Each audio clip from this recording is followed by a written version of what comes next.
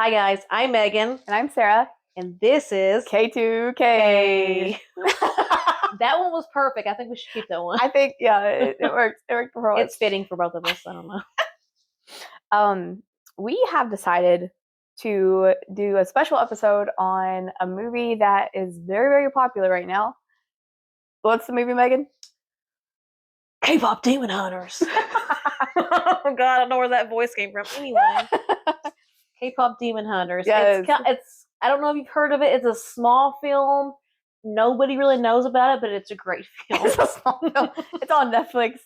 You might have heard about it. You might have seen the soundtrack charting on every main chart around the world, the Billboard. Yeah. All the above. So they've even got the groups in the show have their own artist profiles. Yes. On Spotify and That's Apple and stuff. Insane. Yeah. My DJ on the Spotify was always like, "No, I'm gonna play some Roomy for you." So I'm always like, "Okay, let's go." So we thought we would touch on it because it's such a big thing right now. It's like when I first started watching it, I'm like, okay, I'm just gonna watch it. I like K-pop. I don't think it's gonna be cool. And then there I am at the end of the movie crying, like everybody else. It was a good movie. It was so good, and that I think I play the soundtrack every day in my car. It's so like it touches on the right type of dopamine. Like it's just jamming. It's hitting that right there for me. Thank you. I guess before we start, if you haven't seen the movie, there will be spoilers in this episode. Spoiler alert. So if you want to watch it, maybe skip and come back later, because we're gonna dive into a lot of details and a lot of like the culture and the lore that's kind of hidden throughout the movie. Easter eggy kind of things, yeah. I think too. They call it. Yeah, exactly. Oh, and sources. We both researched a lot of places. Right. I would say like talk to me in Korean. Yep. What's the other one? Logi Pie? Yeah, Logi Pie. And then there was a guy called like the Korean comic. I watched his thing for just a few minutes, honestly. Yeah. And I've got a few websites that I'm looking at, like a lifestyle magazine or something like Prestige Online. So there's a few things that I've looked up and I've read their articles and what they found. So and the interviews too with creators. Oh, yeah, exactly. TikToks. Yeah, it's kind of pulled from everywhere. I'll also be doing some neuroscience stuff, which is just kind of off the dome. Yes. But we'll talk about that. Credit to my master's school classes, I guess. Right, exactly. And as I was reading, everybody has different theories about everything and how they interpret the movie. So it's however you want to think about it, however you want to feel about it. But we're going to talk about how we feel about it and how we think and from our perspective too. Yes. So I guess we should start with the director is Maggie Kong. Mm-hmm. I'm saying that right. Don't know a whole lot about her, but I just wanted to highlight the people that actually directed it. She grew up around the first generation K-pop, so she's kind of like, okay, pulling from that. And a lot of I was reading or I watched an interview, I think, that talked about her and everybody that worked on the film. They just kind of put a bunch of like idols pictures together on walls, and they would like just pull ideas from each one and make the characters. That's so cool. I didn't know that. That's so cool. they just like had a wall, and they were like, okay, everybody got to choose. Like, hey, we like this one better on this one. We like this one.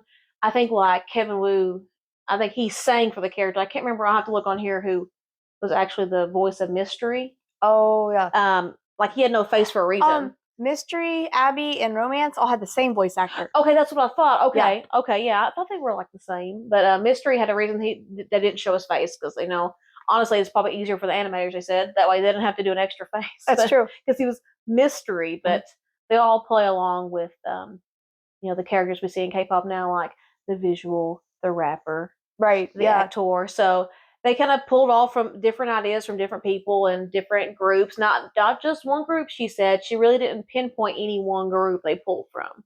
It's a little bit of everybody. Of course, we all like Jungkook. I think everybody like Jungkook, but Cha Eunwoo, he looks pretty close. Yeah, I think it's heavily based. He's pretty. He's pretty spot on. Mm. But there's a few. The Ace. I think he's June, but I think now he's going by Junie or whatever. Yeah.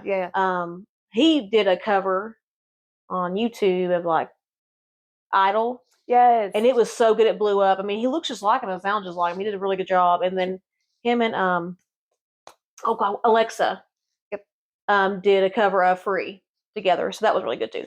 But yeah, they pulled from just a bunch of random people. Look at these hot, beautiful people, and this is what we're giving you. Yes. So, and I think with the going to the Soldier Boys, Yeah, like this might be me like bouncing around the place. that's But, fine. This is where we're at, guys. We're the they're kind of based on yes tropes from just what's in like K-pop culture and like K-pop Mhm. idol culture, like mystery. They don't really get their own privacy. There's not really any type of like that they have to have this persona that they keep all the time. With romance, they're not really allowed to date anyone. right. But they can be like really flirty and stuff like on screen, but it's not like they don't really get the You're shunned. You're gonna get they don't get to date without fans going crazy. Mhm. Abby is kind of more about the visuals, like you said, like they're expected to always look great and perfect and without any type of like can't blame them. And then Baby is Baby, honestly they infantilize. Whoa, words. is the Infantilize. name? Yeah. Yep. Idols as well. Like they get babied, they get put on pedestals.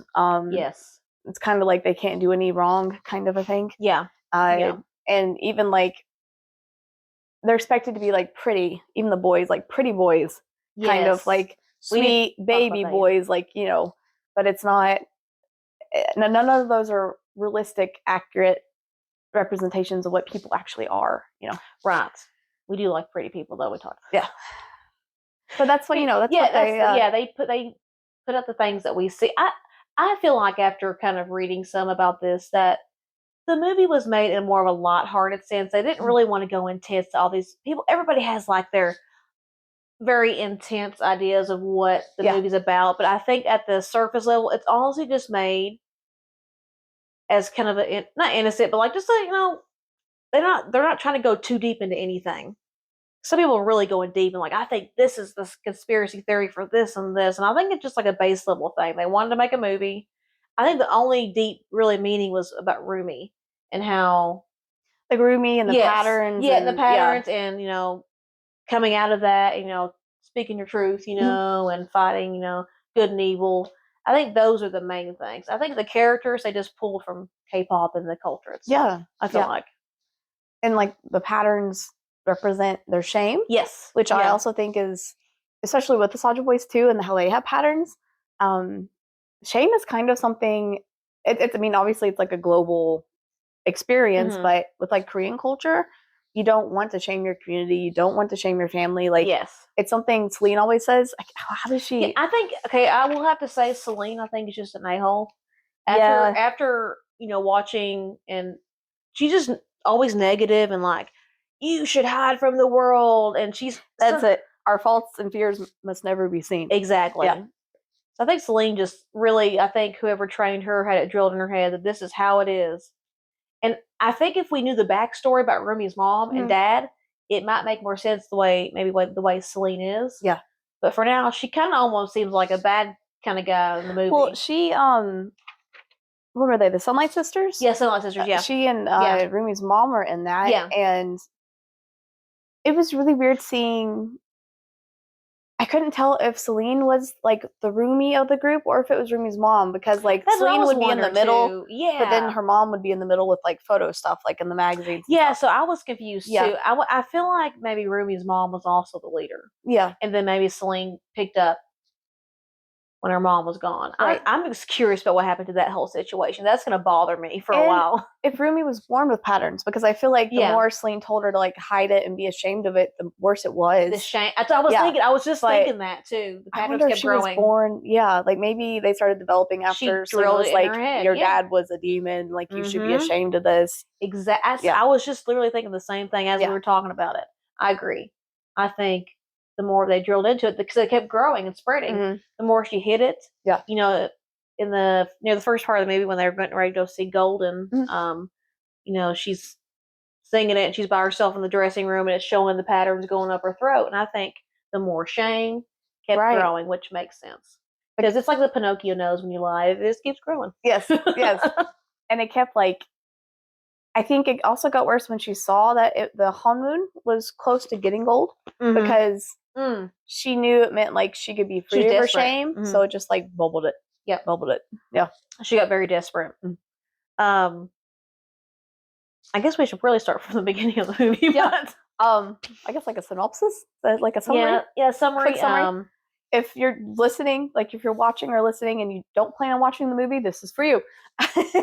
Basically, Ruby, I almost said Ruby. Rumi, Mira, and Zoe are 3 girls in this group called Huntrix, and they appear on the outside as like a K-pop group. But they're really actually like demon hunters, and they use their song and their music and their weapons to like fight these demons and keep the world at peace, because the demons literally like steal people's soul and they disappear. They're gone. They're dead. So I think I think the traditional stuff we should really lead into, like the Easter eggs. So I think I have a part that was really based off shamanism, because when you look at all the Rumi, Mira, and Zoe's weapons and stuff, and the singing, because we know female shamans were mostly, like all shamans were mostly female, right? Right.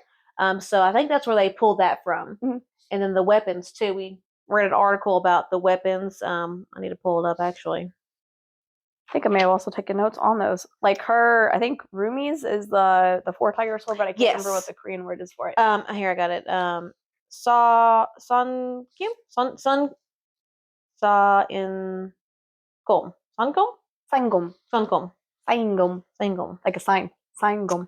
It was a ritual blade used during the Joseon dynasty. In Korean cosmology, the 4 cardinal directions are guarded by the 4 mythic tigers, and this sword symbolizes their protective strength. And I believe also they showed this artwork animation how they pulled a lot of the artistry from the old swords onto her sword. That's cool. Yeah, I was looking here, so that's really cool. I'm glad I found this article. I'll have to send you. And Mira's curved sword, which is so cool. Kukdu. So this is interesting. And when I was reading this, Mira's sword, the Kukdu, was initially mistaken by viewers for the Chinese Guandao. Yeah, I can see that. But the concept art later confirmed it's based on the. I don't even know that one. That's a long one for me. Choyomchu. Yep, Chomchu. A curved pole arm from the Goguryeo period. Sorry, y'all. 37 BC to 668 AD. The clarification sparked excitement among history buffs. So that was cool. And hers was really cool. I liked her weapon actually. Yeah. And they're all adorned with kind of what you have on. Oh yeah, I brought it today. I don't know if you can see. You can see it now. It's a norige. My one of my Korean co-teachers gave it to me before I left Korea, and mine's got like, you can see. I mean, you see it on like Rumi and Mira and Zoe's too. They have those like they had traditional knots at the top. That's also what their light stick, like the pattern on their light stick is based off of. I forgot. I didn't realize that. Oh yeah, that's cool. I don't know why for some reason on here it says Joy's, but it's Zoe's. Anyway, Zoe's spirit knives. Oh, it's because in Korean it's Joy's. Like they don't have the Z. Joy's. Oh, that makes sense. I was like, okay. It also fits her personality too, kind of. Shinko? Spirit knife. Shinko is used in Korean shamanic rituals to fight evil spirits. In the film, it's a summonable dagger. Oh yes, you summon it. Yeah, echoing the real life ritual where shamans cast the sword towards evil, then reclaim it to restore spiritual balance. That's so cool. So that was really cool. I didn't know this. And I assumed this whole time watching it that these were like based off of something Korean. These weapons. So that was really cool. And the when they show like the flashback with the first ever hunters, they were all like they were wearing like traditional shaman. Yes, attire. Exactly. Yeah. That's what shamans. They also sing and chanted, so it makes perfect sense. And the Honmoon. So Honmoon. Honmoon. Hon means like soul or spirit, and moon actually means like door. So it's kind of like spirit door. Yes, but which makes sense. Moon is also like in Korean words that mean like wall or window. So it's kind of like it's a veil. Yeah, like that's a good way to put it. I would say a spirit veil really sums it up instead of making it 5 different words. Yeah, or like a spirit wall. Spirit wall. On the Saja boys, you probably read this too. So Saja, of course, in Korean means wine. Yeah. but they're not technically Korean Grim Reapers. They're kind of, but they drew them on. They're demons, but so Jo Josung Saja is Yeah. a Korean Reaper, so they pulled that from there. So they kind of did a little wordplay, Right. and so the Saja, yeah. And they technically, so like when you see them before they turn into like, so like Saja is lion, Saja is the messenger of death kind of thing. Yeah. That first A is just longer, even though it's spelled the same. Yeah, right. Yeah, weird. Exactly the same. But with when you see before they turn the I think they're called dokebi. I wrote it down. Yeah. Dokebi. Like you can see it especially with baby. Oh, the goblins. Like like they have those curved like mustaches and stuff. It's almost like the masks. I was gonna say the Korean masks because I have some upstairs actually. Yeah. Which they're based on the dokebi, like they're kind of like the Korean version of Oni, like the Japanese demons. Yes. Yeah, but I thought that was so cool. That was so cool. So I don't know if that means like the Saja boys are technically, some of them are dokebi. Maybe Jinu isn't, because I think Jinu is. I never saw Jinu with the mask. I think I read that they weren't technically Grim Reapers, but they pulled the outfits. Well, I don't know if you noticed in the crowd, like there were the Grim Reapers out in the crowd too with those same outfits. Oh, so I don't know if it's just like they said the Grim Reapers don't go together though. When I was reading about the Korean stuff, they usually say they don't go in groups; they're always solo. Right. I think it's just they just made a group to be that. I think they just pulled together. Yeah, exactly. Yeah. Otherwise, Guima was like, like we need to do something so we all don't change this up. Exactly. Yeah. I know. Yeah. Because the messenger ones that were the Saja that were in the crowd were just by themselves, like randomly. Right. So I think they just like grouped up, kind of. And when I was reading about those masks, a lot of them also are used in plays, and the masks were based off of like someone's like emotions and stuff. So I wonder if some of the faces that you see are kind of based off that person's life. I guess you could say, because when I was reading, I got somehow onto like the Korean museum or something on the website. And I was, because it was talking about the mask and stuff. Oh, like the National Museum thing? Yeah, like the National Museum. Like, oh, this is very interesting. Which I kind of read this before, but I had forgotten some of it. I actually have. I don't even know what I have now. Upstairs, I forget they're there. Like 2 masks that someone gave me. They found in someone's box in their house. I brought years ago. My mom's got one. But it's like is that why my house is haunted? But I don't know. I think the hauntedness was there before that I brought these in. So, yeah. Okay. Maybe I was gonna say like, I mean, it could be because they're just a random founding, but I think they're demon masks, but it's also like shamans use them to like thwart demons, like expel them. That's what I was thinking. Like, maybe not causing them fear. Yeah. So it's sort of it's a good thing. It's a good thing. Yeah, I think maybe they're actually saving me. Oh, with before we move on from like that kind of stuff, Guima. So yes. His name is very interesting. So Magui is like what you would traditionally think of, like a demon ghost is what that means. So it's like a spirit ghost demon. But Guima is commonly what they say as an earworm. And the way Guima gets his victims, he talks to it's in their ears. Yeah, that makes sense. So it's very interesting, like the wordplay on it. Very clever. I thought that was so cool. Well, it took the years for them to write this, so they had to come up with some clever stuff. Put in some interesting like Easter eggs in there. No, I agree. So okay, here we get to the fun part. We already talked about the shamanism and stuff, but the art. So a lot of Derpy and the bird, the magpie, come from Korean art.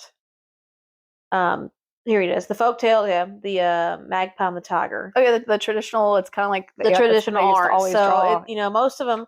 And when I was reading about the reason they made the line kind of derpy is because they represented like the power at that time, I think. And I think everybody hates the man, the power. And the magpie was considered kind of like the normal man at that point. And I think they said if like the magpie would like chirp at you, that means they're a messenger or something. Is what or like that, like they're telling you someone's going to come visit. Yes, exactly. Yeah. That's why in the beginning you see Rumi walk into a room and you see the magpie and it goes. Even though they say they don't really have 3 eyes in the the paintings, but for some reason they just decided I guess to make it a little extra special and weird. The hat thing cracks me up every time. It is because I made the hat for the tiger, but the bird keeps taking it. That's hilarious. But the tiger looked cute in the hat. The tiger looks so cute. The tiger just and he's just very derpy. So it's just he's like, bleh. I just like that they put that cat thing, but it's reverse. Like most cats like knock stuff over, but he has to keep putting it back up. Lord, that had me laugh, and I was like, he's like, just stop already. I would have kicked it and ran. But these, it says these paintings, the tiger is depicted foolishly while the magpie appears dignified. Yes. The tiger is often shown being flustered or overwhelmed by the magpie. This serves as a set. Oh my god, why do they have to use these words on me? Anyway, representation of social conflict between classes. I wrote something down about the tiger. Hold on. So, they real quick. This says some fans interpret the ending where both the magpie and the tiger remain as a hopeful sign that balance is restored, and perhaps even that Jinyu's soul still lingers. Which we all thought that anyway. I mean, we know. Well, technically, I think he's part of the sword. Is what I thought. Sword is what we think. But that, I just wonder. I think she can release him. I think if they do a second movie, she'll be able to release him from the sword. There's something else that's gonna. Of course, I think they already have two. I think I read or watched something yesterday before that they've already got like signed on 2 more things with that franchise, and I think they're going to be a live action and another animated one. I don't know. How do you feel about a live action though? Do you think is it going to be too much? Because there's so many people actually right now trying to be those characters. Should we just keep it right now for a long time as the animated versions, and then maybe in the future do it? I don't know how I feel about the live action, honestly. I agree with that part. Yeah. I think it would be weird just because, like, for one, you would have to. Well, I don't know if they're going to do live action as like a part 2 or live action as the original. I'm assuming the original. Then you would have to find someone who they're probably going to. They're probably going to make it what we all want. They're going to make Rumi and Jinyu like make out and like live happily ever after. I don't know though. Because normally when Korean, you know how live action is, they're gonna make it normally good. Like Korean live actions are normally like very on like spot on. That's true. So I don't know. Well, it's Netflix, so technically, so it could be a little different. I don't know. I haven't liked any of their live actions on Netflix. Speaking along this, the characters and stuff, I think it's interesting how choosing the actors, which I'll go back to my actors and who played who, but in voices, they didn't pick super well-known people. I feel like there's a few people that we know. Yeah, I think I actually like that. They gave people, I think, who weren't well known in their fields a big chance. Which we know a few of them. We know the guy who voiced Jinyu from many shows. How do you say his name? I hope look his name. Hang on, give me a second, people. Also Guima. Hyosop. Oh, is it on Hyosop? Hyosop. He's well known. We all love him. I love him. He's just adorable in Business Proposal, and I've watched him in a few other things. I need to watch that. I still haven't watched that yet. Oh my gosh! And when they played the song from Business Proposal about die, we always have to have our K-drama moments because you see them adding not just traditional folktale Easter eggs, but like K-pop, K-drama, the culture, kind of the K-culture Easter eggs in there too. How the fandoms are and how we love K-dramas and stuff like that. Yeah. But yeah, they have, and then while we're speaking about Jinyu, I guess, and the vocalist was Andrew Choi. He is, I don't know, did I send you that video on TikTok about him talking in an interview? Yes. He's very humble. And I'm like, girl, you're a great singer. You do great. But he's just like, I don't think I'm that good. And I'm like, shut up. You can tell he has like such a soft, tender heart. I love his vibe and his aura. You can just see it on him and how he speaks to people and how he talks. I almost feel like he's experienced like bullying or something. Right. Because normally like with the voice that great and like the ideas that he has, like normally people would just be like he was on a Korean singing show. I wonder if him like here. He got famous off of here it is. Not to get like psychologically. He won 3rd place in SBS's K-pop Star Season 2. Oh. So, and he was a part of SM, so which a lot of these people are actually associated with SM Entertainment, which I find interesting too. I think the actual voice actor who sang with Cha In-woo the other day, I think she was a part of SM Entertainment too. Oh, that's maybe. Cool. Is Twice part of SM? No, Twice is JYP. Okay. JYP. Because Twice is like so much like even like when they look at like the polls, like who's ahead in the polls. Hey, listen, somebody Twice is on that. And they paid. They found out. They're like, put them on there. Well, they probably wanted some actual group to be on there, a real life K-pop group. And Twice is perfect. Listen, they just did Lollapalooza today or yesterday, last night, and I've been like girl crushing hard. Yes, they're so good. Let me just say, anyway. Besides we that, should, if we like, we need to go to a girl group concert. Obviously, I think I seen twice would be great. a world tour pop up, and there's nobody close. They're not even close to us. I think Texas is on there a lot, and then like they make planes. They make planes. They make airplanes. I'm flying high. Okay, I'm gonna go to the rest. Now that we're talking about actors, I'm gonna go ahead and talk about everybody. Let's see. So the bad part about your doorbell is it comes on the audio. I know, it's like ding ding. It's a sign. Dinner's ready. Rumi. So Rumi's voiced by Arden Choi. Arden Cho, I'm sorry. And the speaking of the vocals is EJ. How would you say that? Is it EJ? EJ, yeah. Which we know she's like a mastermind. She wrote, I think what I heard is she wrote a lot of the lyrics and all the songs. And, oh, that's cool. I think she was a big part of a lot of it. I don't think they heard her. I think she sang on the track as the demo version, and they got to hearing it so much. You're like, okay, you're gonna sing. That part I think I knew. Yeah, I think you knew too. I think we the talked part about before. That I just I guess I think she was a part of a lot of the writing because I read an article about when this first happened on TikTok or something. Anyway, TikTok mostly, but she I think grew up kind of in like Catholic or some kind of Christianity, so. She kind of wrote, like the Idol song a little. It's kind of like demonic-y, so she kind of wrote. She was talking about writing that with like demon-y kind of vibes. Yeah, so, they're trying to steal your souls. They want you. I think they even mentioned the three women in an interview mentioned how Saja Boys like their demoness-esqueness is a lot like ATEEZ's like demon line. Yes, the demon line. They literally said, "Don't ATEEZ have a demon line?" Like they. No, they're exactly right. And they called the poor A-teenies A-tinies. Hey, it's tiny. It's literally tiny. It literally does. So I can't drag. Why is it not TEE? Because that would still be ATEEZ, A-teeny. Like who did that? Who chose that? What if it's our captain that did it? We have a conversation. We need to have a conversation about this. Can we it doesn't make any sense. Like when I first got into them, I was like, I even said A-tiny, but I was like, why is it A-tiny? Like EE would make it A-teeny. Sorry. No, that is a very valid thing. I think all of us one time has been like, why? Why would you do that to us? I guess where I kind of just started following them and I heard people say it, I never thought about it. And then I watched people mispronounce it and I'm like, I can see that now. I totally can understand that. Well, I think even I watched this one show they were in, like where they're asked like, why is your fandom name A-teeny? And he was like, because they're like teeny little, but like teeny is TEE. And why? Like I was like, they just didn't know how to spell it. What's up with this? What's going on? I know how to spell it. Oh yeah, so EJ. Sorry. No, you're good. I just was reading this. EJ actually, she's a songwriter and of course a vocalist.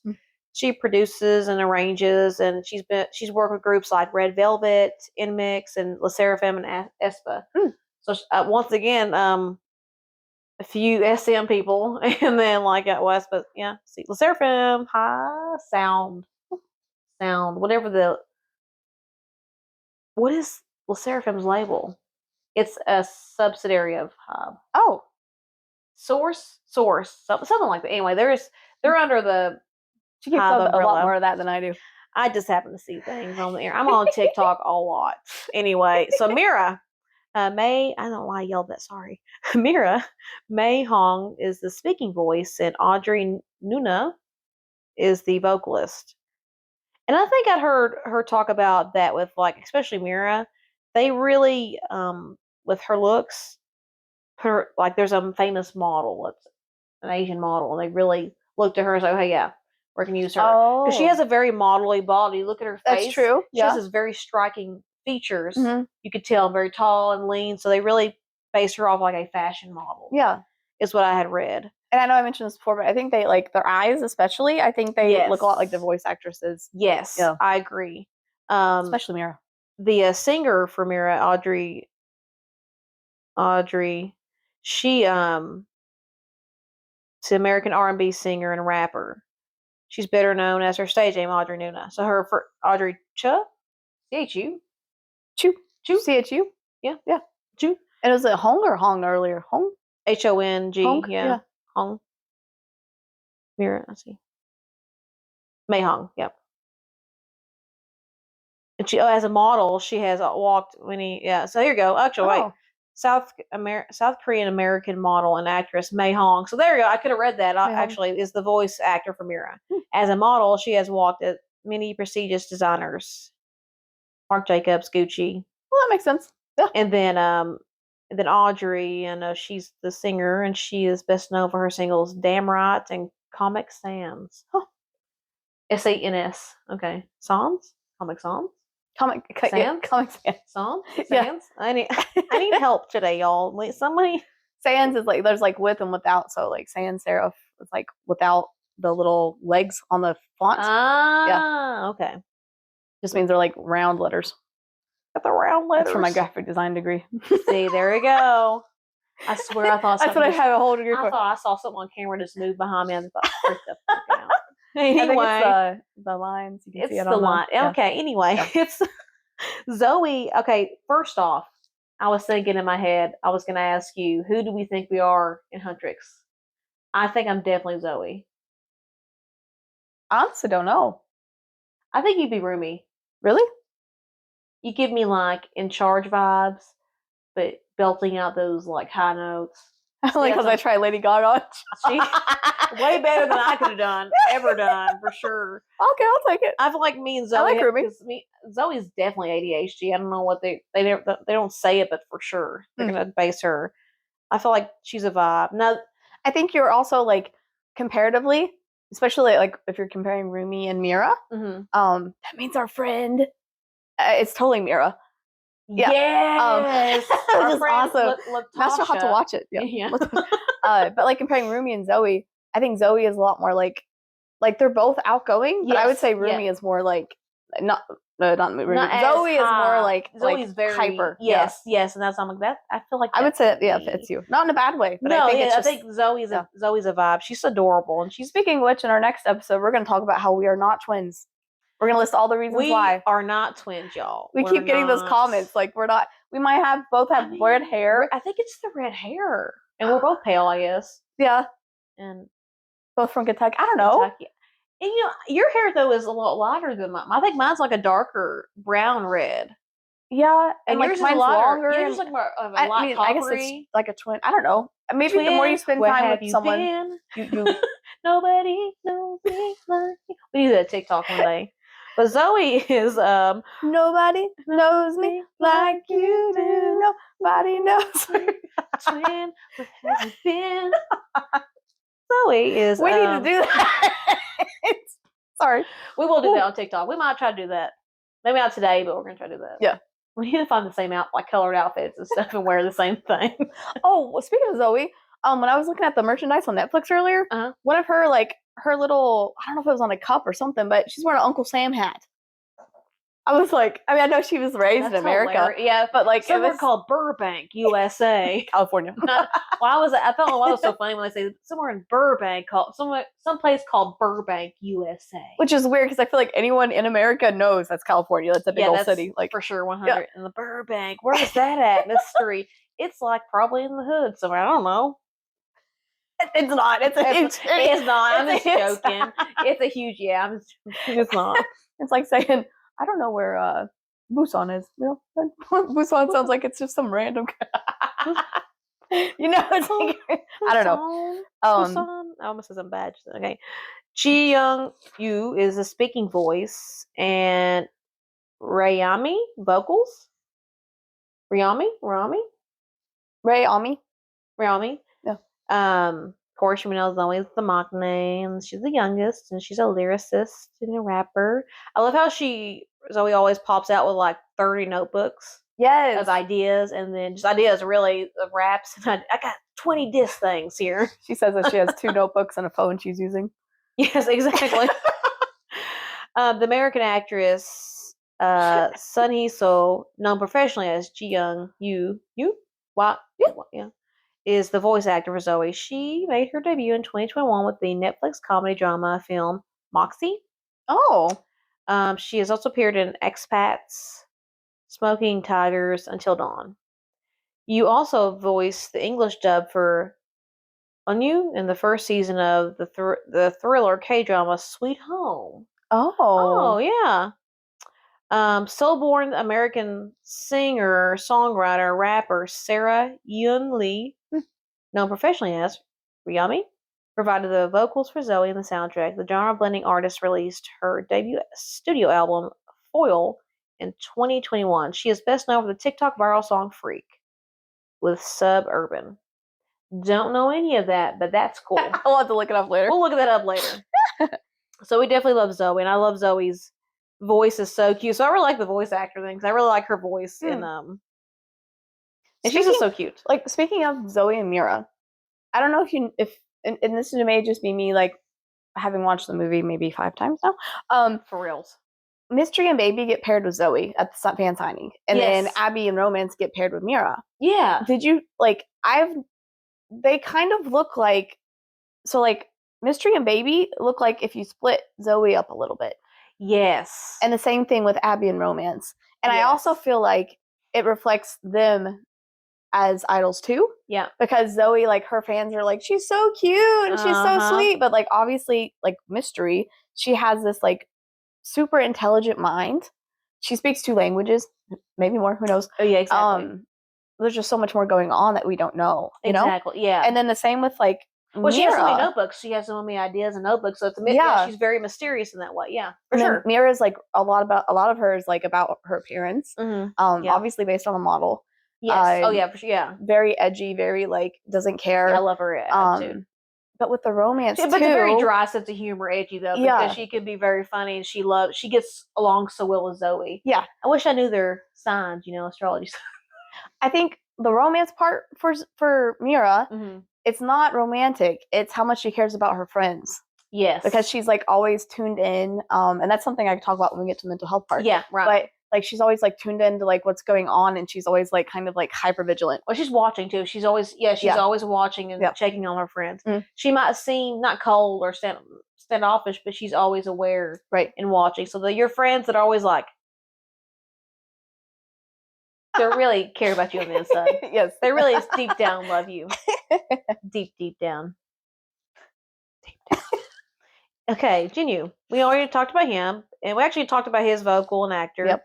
We know his actor by now. Yummy. And then we Mr. Choi. I want to get him on the podcast, actually. I just like his energy so much. I think it'd be cool to talk to him and be like, hey, sing some more songs. Write me a song. I'll sing with you. We won't do that. I think if you're on the podcast, it's a straight interview. No, it'd be a straight interview. But I just love his energy. After watching him on 2 interviews, he just almost has like an innocence about him. It's really weird. Like it's just very. I don't know if not innocence, but it's just like genuineness. That's the word. Yes, that's a lot better. He's very genuine acting, and I was like, man, he pal, look how sweet he is. He's just a little baby. Anyway. Baby. So Mystery. Okay, can we just talk about this guy? Look at the picture they used for him first off. Oh, okay. So actually I know him from a Korean drama. Anyway, Saja, Alan Lee, Mystery, Saja. Alan Lee is the speaking voice. And of course we know Kevin Wu for the vocals. Yep. I was so excited for Kevin when he was singing that. Kevin's got a really unique, good voice. And I feel like he's not been as active in a lot of things lately, so this is, I think, really good for him. Yeah, getting him like skyrocketing in a different direction, I guess. So I think get him back going. He put out a song not too long before that was actually pretty good. But I think he does a lot of shows in Japan. I think his U-Kiss and stuff are very popular in Japan. Yeah, but you don't see him doing a whole lot here. I know he did actually star in a movie where he played like two different people, but he was like, it was a K-pop themed, low, like Disney-ish feeling movie. Yeah, I can't remember what it's called. I remember seeing him, and I have him on Instagram, so I see what he posts. The voice actor for Mystery, Alan Lee, plays Mystery, whose face is hidden, of course. He has lent his listener roles, many animated hits, including Past Lives, Solo Leveling, The First Slam Dunk, One Piece. So he's done a lot of anime stuff. Okay. And Solo Leveling is so huge. Like, yes, that's what I was thinking. And he looks familiar, though. I know I've seen him somewhere. I've seen parts of Solo Leveling. I need to watch the whole thing. They're getting a live action. Oh, yes, because you know who's playing it? The one that you haven't watched, Sanjay. Yes. Sanjay. But it looks awesome. Anyway, he's actor. I love him. I'm so glad he's playing that. Okay, now we're going to romance. So, Joel Kim Booster is the speaking voice, which I don't know why. This is going to sound weird. I don't know why they just didn't use this people that sang as speaking voice because they hardly had any lines at all. I agree, but maybe it's just kind of more to like you said, like picking people that just to give them a little more like yes acting credit. I wonder if they. I don't know if I've watched this yet or seen a clip. I wonder if these people knew who are part of this film knew how big it was going to be, especially the soundtrack. I did see something where I think I saw a bunch of the producers sitting on the Black Label, which is the company Teddy is part of, that they were very, very strict. They were making these songs perfect, and they did. Yeah, because they're repeat. They were very hard on themselves to make these songs because I think Netflix and them were like they have to be perfect. So that makes sense to why they're so good. Plus Korean culture. Yeah, you know, right. I just wonder if they knew how big it was going to be. Well, I don't know if it was Unu or I was watching some actor's interview, and it may have been one that you sent me, that they had forgotten that they'd even worked on this movie because it had taken so long. That was the singer for Genu. Okay, yeah. Andrew, yeah. Because it had taken so long, and then it was like they woke up the next day and it was their notifications were going crazy. Our little angel baby Andrew. Yeah. He didn't know. I can't imagine. I mean, it was 10 years. He said, I just, he recorded the song. Yeah. Think about it. He said, my days were the same as always, making music, producing music and stuff. So he said nothing really changed for him. And then all of a sudden he's like, oh, yeah. And if he makes singing a movie. Music like comparatively like BTS, they make like, what, 200-300 songs a piece, the rap line? Like, Lord have mercy. I don't remember any of that. Namjoon's like 300. When I did a PowerPoint on Namjoon for one of my. We had a friend, like a coworker friend night thing, and I did a PowerPoint on Namjoon. Yep. One of the things was there's a Hamilton TikTok video where it's like, how do you write like you're running out of time? That one. But it's got Namjoon, like how many songs that like he and Yoongi and J-Hope wrote. Namjoon is like at like 290. I think it was like 294, and then Yoongi was in like what's his like 240? I bet there's some of them are like. And that probably doesn't count like the classical musical composing he did. And then I think J-Hope was at like 140 or something. Like I was like, I wonder if some of them just don't make any sense. Or like, when I use the bathroom sometimes, I think about. Yeah, I'm just like how do you real random like normal like life stuff. Like sometimes I think about you and I'm on the toilet because you're a piece of. I mean, there's bicycle. Bicycle is bop, y'all. It is bicycle. It is. In the vlog I put out, I was standing there and Forever Rain came on. I was like, really? You're giving me Forever Rain in the morning before we go somewhere? Come on. It's that song. We need some more though. I'm still waiting for. I've talked about this. We need another cipher. We do. We need one after the shit that went down. I agree. That's kind of what UGG BTS was. But we need like a real like freaking cipher. Cipher 5. Yes.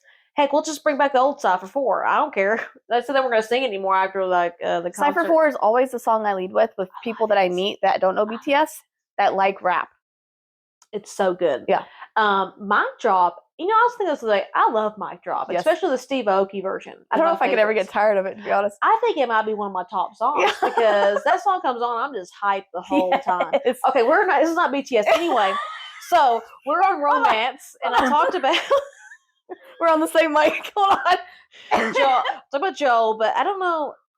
Samuel. Oh, Samuel. Oh, like Samuel. Oh, yeah. Samuel Lee. Okay, Samuel. Is the vocal. There's the vocals. You spelled it funny to look cool. So the Booster guy is an American actor, comedian, producer, writer, is a multi-talented entertainer who also co-produced and wrote for Big Mouth and the other two. His acting credits include Shrill, Search Party, and Sunnyside. Also, he's done Netflix stuff. Big Mouth is like one of those Netflix. Okay. Singer-songwriter Samuel Lee gives romance his singing voice. He has worked with many K-pop artists in the career, including 17, Rise, Penel of B2B, and NCT Dream. That's pretty cool. Yeah. Oh, this is the guy that surprised me that plays Abby. Oh, nice. Interesting. It's funny. It's perfect. It really is. So Abby, Saja, boy, man, thing, is voiced by Sungwon Cho, and the vocals. I like this guy. I like his voice. And it's like neck wave. Neck wave, I guess. Neck wave. I would say neck wave. Neck wave. Microwave. The microwave. Can we go put this in the microwave? That dry. It's so. I think she really meant to say that as microwave, and she thought that's how you say microwave. She says microwave. Anyway, it's a TikTok thing. It's on a cooking show. So Abby or Abs, the Saja Boys member with abs, is voiced by YouTuber and professional voice actor Sungwon Cho. His acting credits include many animated hits like Craig of the Creek, One Piece, and Sakamoto Days. Yeah, Sakamoto Days. Oh my god, I love Sakamoto. Okay, like okay, so he's one of the voice on that. Who? It didn't say who though. We'll look it up here in a minute. Sakamoto Days is so good. So it's about this assassin who meets the love of his life running a convenience store, and he's so hot when he's the assassin, okay? But then he gets married and he gains so much weight. So he's like this cute, like jelly dude. Yeah, but he there's like a what do you call it? Not a hit list, like you put money out for like an award. Oh my god. Not a warrant. Wanted. That's whatever it is. I know what insert here. I know, insert word here.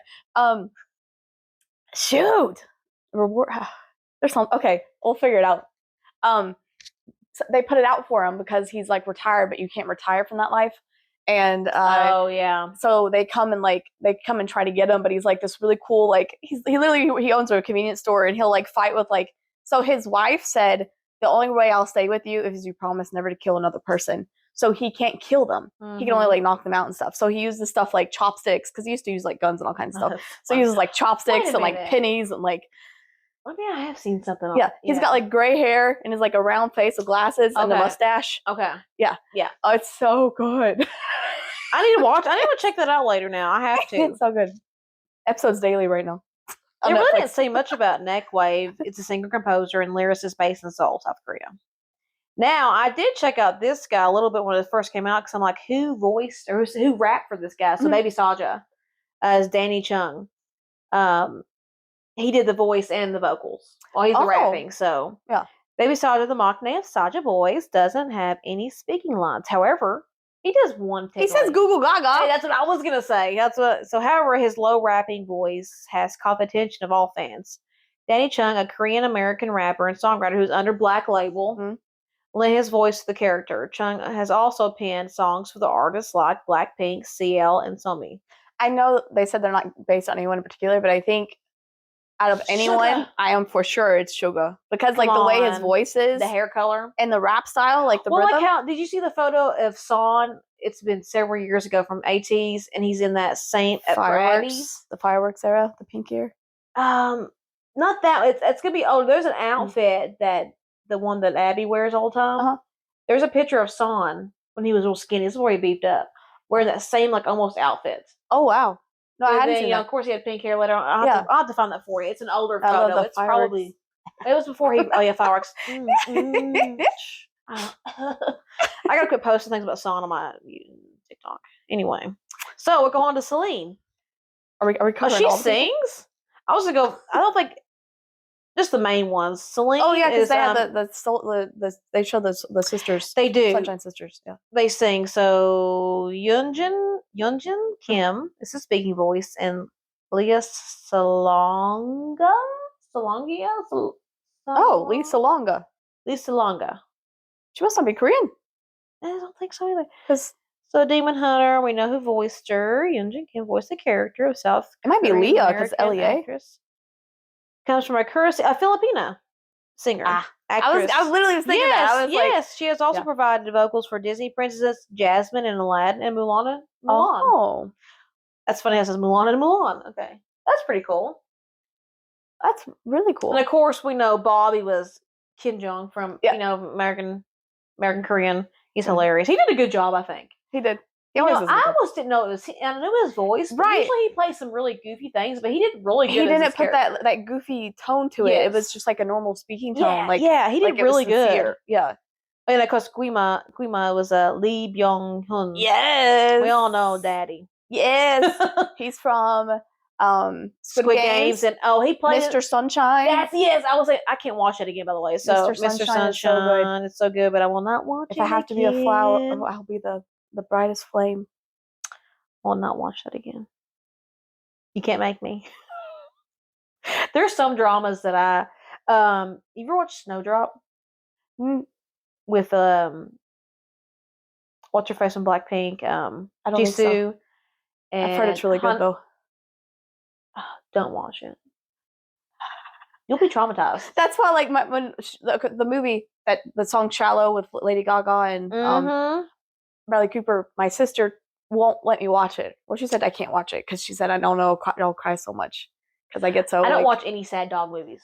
Will not refuse to watch any sad dog movies like that one that was famous a few years ago with Owen Wilson and the Golden Retriever. Marley and Me. Oh no, I will not watch it. Don't tell me anything about it. I will always cry. Same with Up. The first 2 minutes, gone. Oh yeah, for sure, 100%, 100%. Okay, wait. Let me. Okay, so should I get us back on track? Is there more? I'll finish with a few more, and then we'll go into the mental health side. Okay. Modern meets traditional cultural symbols reimagined, of course, in the film. So the Namsae Seoul Tower is in there. Of course, they don't have a stadium. I haven't said, they don't have that stadium there. So they don't have a stadium there, but you see some really things that tell you that you're in Seoul, South Korea. Yeah. And of course, Namsae Tower is one of them. And the bridge. They show the bridge. Oh, yeah, they show the bridge. Yep, it's on here. The bridge is on here. The light sticks, it's going to talk about the, draws from the. I always say that wrong. Norige? Yeah. Norige design, merging fandom culture. As you said, Duffy's merch, especially the Magpie and the Tiger badge from the National Museum Muse collection. I think it's the Magpie and the Tiger together. It's Sonjoko is the name of that. Yeah, I think I said that. Yeah. It was I love. I can't remember if we named the name or not, but I think I read it, but I didn't say it. Sometimes you'll just see the magpie by itself, and it's still called Sonjoko, which is really cool.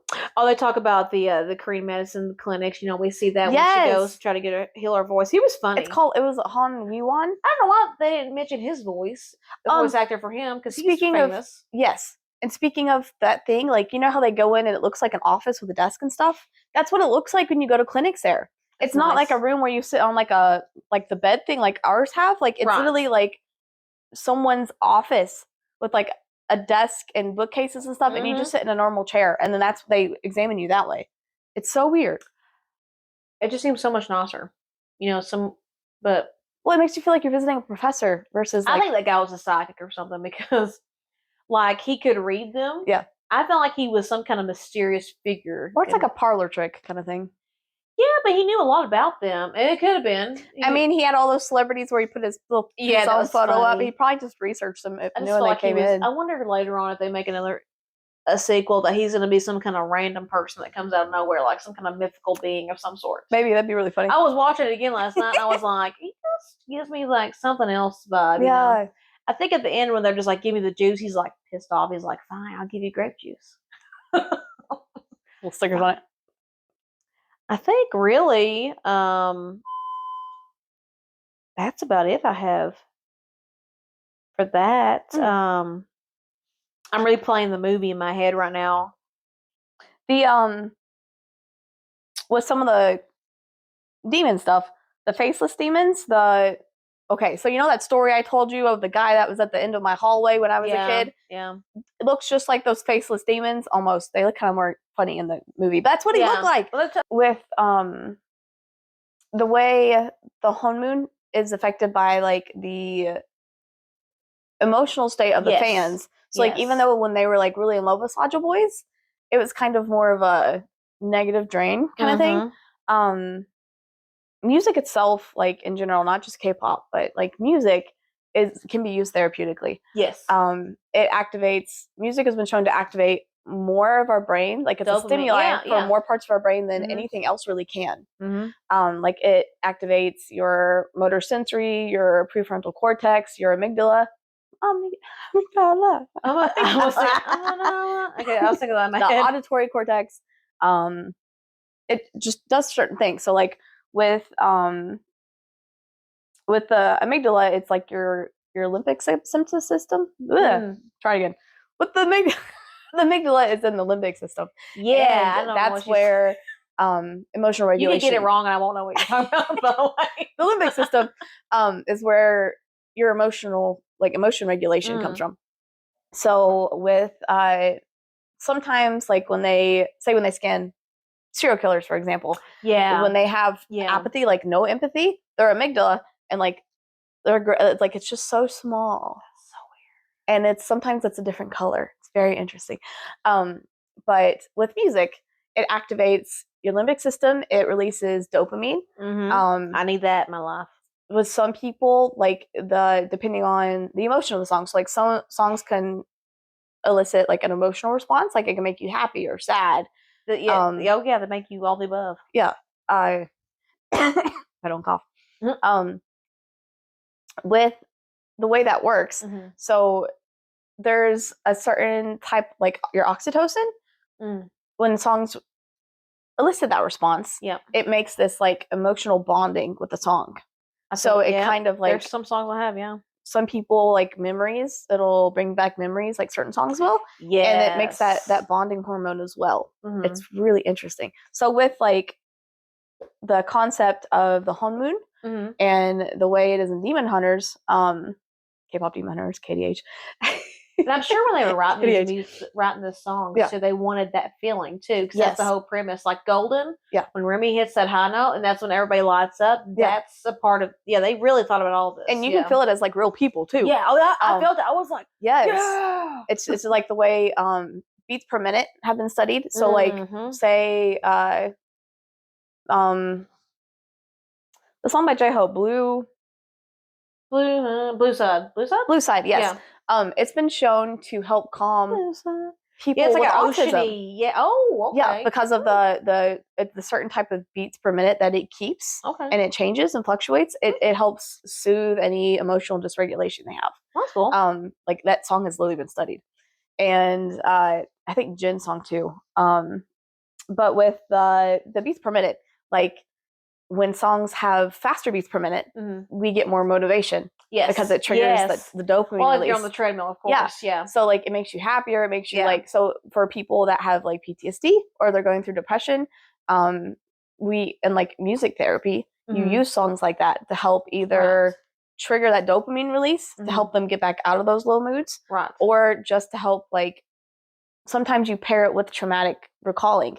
So like they might be recalling traumatic events, but then you play those upbeat songs and it kind of helps your mind think of the trauma in a happier way. Yeah. Because you're literally forcing it to connect with that dopamine release. Right. It's very interesting. It's very interesting. With Huntrix and the songs they have, most of their songs are like upbeat, happy. They always want to write songs that connect with their fans. Right. That's why Takedown, that's if it's negative, she didn't like it. It's like it is not what we are. And you can even see in the crowd, like they were like, did they put this song in? What is this song? Like, they were also confused because it wasn't them.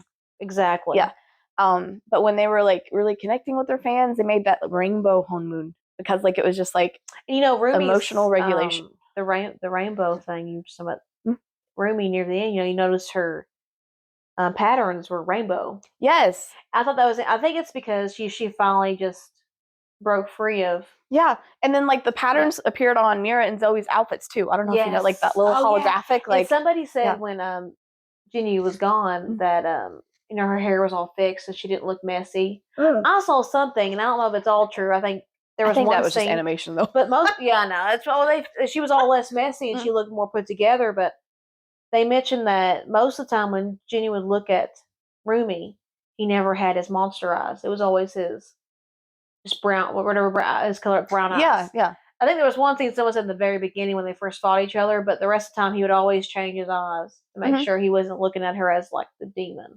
Well, when they're at the end, his eyes were like even a different, more brown when he said he got his soul back. Yeah, and his eyes were so sweet and innocent. Yeah. Yes. Yeah. So I feel like that change in his eyes, like the demon part in the way like the lore they've made for K-pop Demon Hunters, it's almost like an affliction. It's almost like the patterns, like it represents her shame. Yes. But it's like because nobody likes to see her shame out in the open. Like the more Jinu was like without his family and like living life and having, but the whole time he had this guilt build up and like that was his patterns. Like eventually he had so much of the patterns. Yeah, was always like going, "You're the suck, patterns you grew suck. so much You're that a he loser. was You're evil." Yeah, able to pull him down. Mhm. I think he regretted his, decision in the beginning, Yeah, but couldn't do anything about it because it was too late. And he let the voice of Klima, Mhm. Klima, Klima, Queen. I keep thinking I'm saying his name. There's some words in Klima. Korean that I can't say. But that's kind of it. That's sort of Right. We've talked. Yeah. We've pretty much covered all the above, I would say. There's probably way more that we didn't touch on. Oh, there's so much. We could totally unpack this way more. We're long-winded baddies, We could keep talking about this all night and day. Yeah. For real, it's so good. But yeah, I'm just happy that we love K-pop. Mhm. It's got the good, bad, and the ugly in it. But I'm just really glad to see this film do well, and kind of all over the world. And the soundtrack, it's number one. Yeah. Golden is like number one in the world. And it's like spreading Korean culture. It's spreading like just Korea in general. Exactly. So it just really brought a lot of good things, and it probably seems like for some good people who aren't as well known. Yeah.